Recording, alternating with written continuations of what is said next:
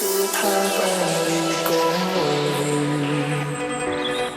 នតែយើងពីរនាក់ដែលដឹងច្បាស់ត្បែរមិនសូវត្រូវតែពេលនៅឆ្ងាយនឹកមកគ្នាណាស់ហើយមានពេលខ្លាំងយើងទាំងពីរដូចសត្រូវ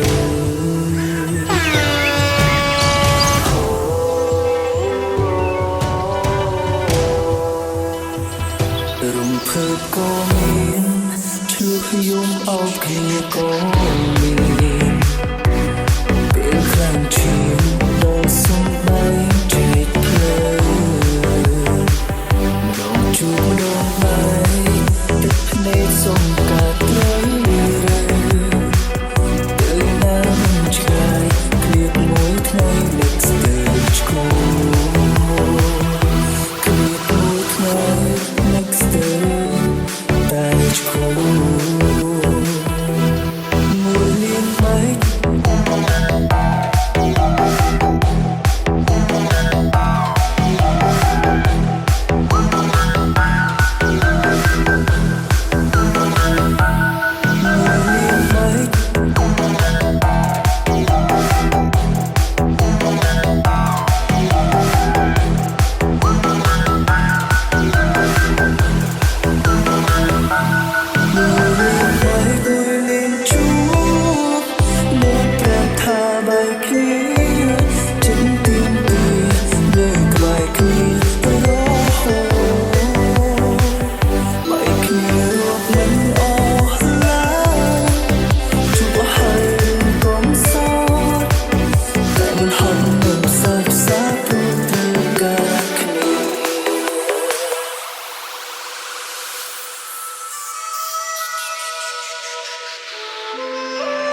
Boy Mashup Feat.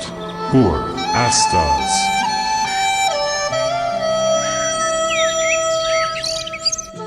ខ្ញុំនឹកនាងដល់ឆ្អឹង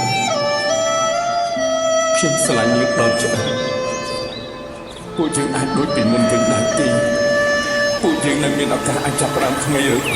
ព្យាយាមធ្វើតែចាំទៅហើយទូអូនហ៊ានឆ្លើយថាវាក៏ស្នេហ៍មានធ្លាប់ស្រឡាញ់បងខ្លះទេតាំងពីផ្ដើមរហូតបងថាបញ្ចប់នាងលេងបែកតែចង់ត្រឡប់